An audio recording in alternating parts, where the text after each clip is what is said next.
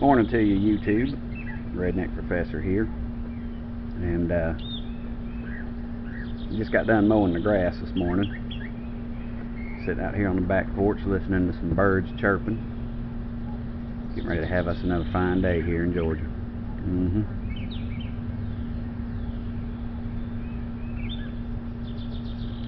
Got this here Peterson Mark Twain edition.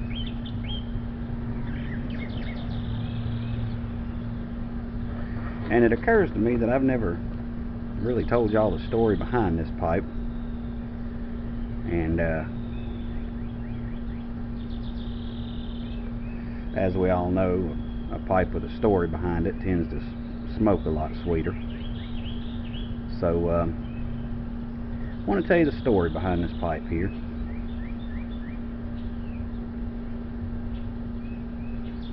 But I probably ought to provide a disclaimer to preface the story. And that is, while this is a story concerning a Mark Twain edition Peterson, I am by no means presumptuous enough to think so highly of myself as a storyteller as the namesake of this particular pipe. It's just an unhappy coincidence that the best pipe story I've got happens to be about a Mark Twain edition. Nevertheless, I'm prepared to do my best for you.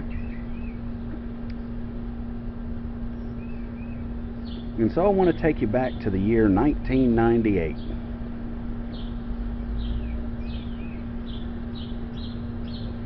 The X-Files had been the #1 television series for 6 years running.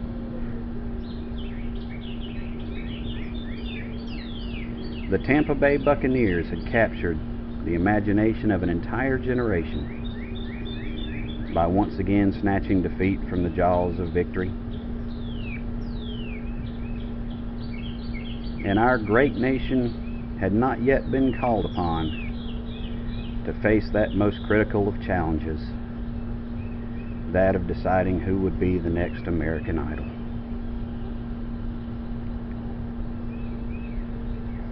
The city of Tampa, Florida, had been graced by the presence of a small, humble tobacco shop called simply the Tobacconist.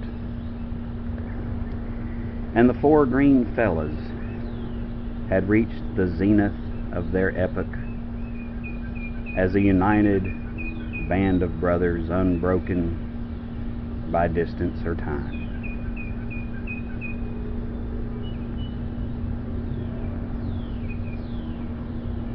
And one of the members of that stalwart coterie is a man who, out of respect for his anonymity, we will call Andrew.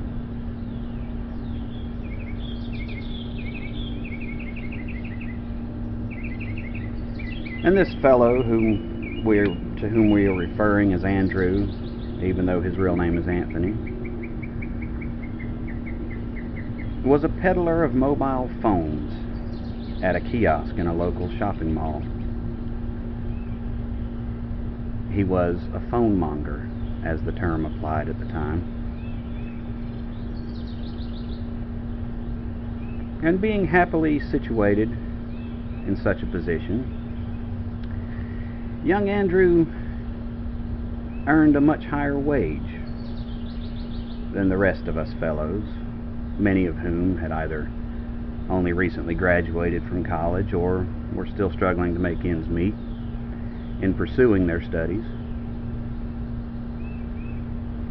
I myself had only recently found gainful employment as an electrician's apprentice and was barely making above minimum wage.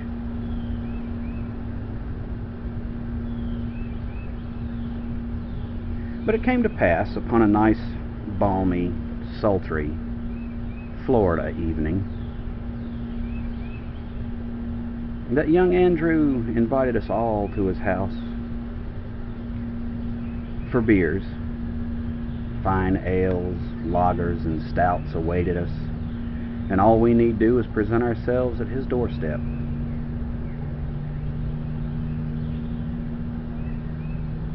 It soon came to light, however, that the true ambition behind his invitation was to reveal to us all his most recent acquisition of a Peterson's Sherlock Holmes edition.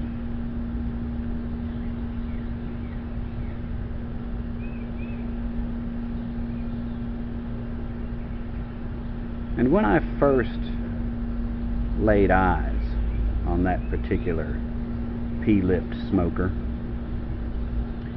I felt that most base of human emotions, that which we refer to as jealousy, envy, avarice.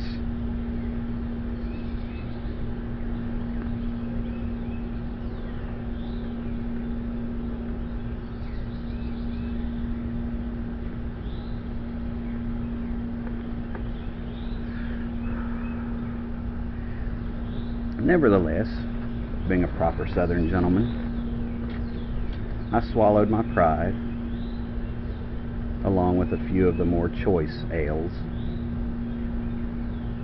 and I congratulated young Andrew on his acquisition of such a fine specimen, and even paid the pipe the highest of my compliments.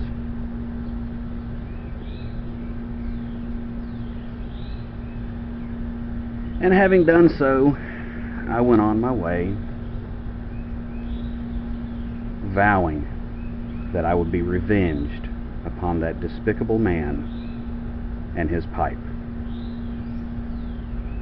as a proper Southern gentleman.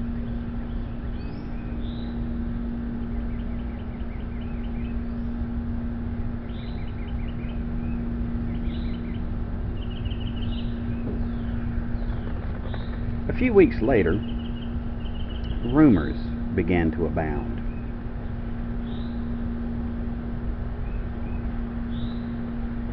And one of the rumors flying about at the time was that the tobacconist had a particular Peterson Mark Twain edition gracing its shelves.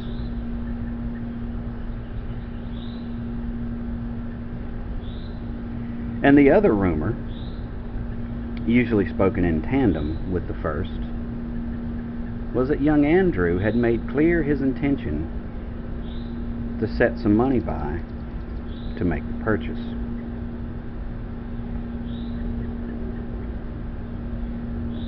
And upon hearing both of these rumors, my official, formal response was, and I quote, "Oh, hell no, he ain't." So I took the money that I had budgeted for groceries for the week, and I proceeded to a local grocer and purchased a week's worth of ramen noodles.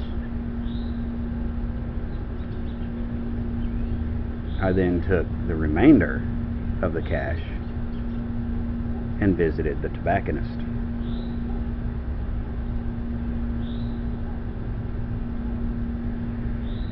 Andrew, as the story goes, was particularly miffed at my deviousness, my nefariousness, my Machiavellian behavior.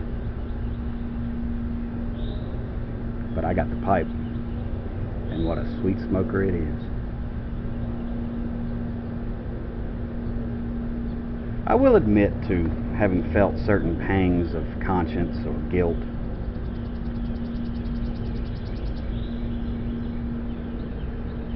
And so, merely a year later, during the great pipe redistribution of 1999, I made sure Andrew got the pipe, which some might say should have rightfully been his. And merely a year ago, when Andrew went through his own great pipe redistribution, he made sure I got it back. And in the latest twist of this particular saga, the Peterson's Sherlock Holmes edition professor that you've all seen in Brother Boontar's videos is the very pipe that started it all. And so the moral of the story is,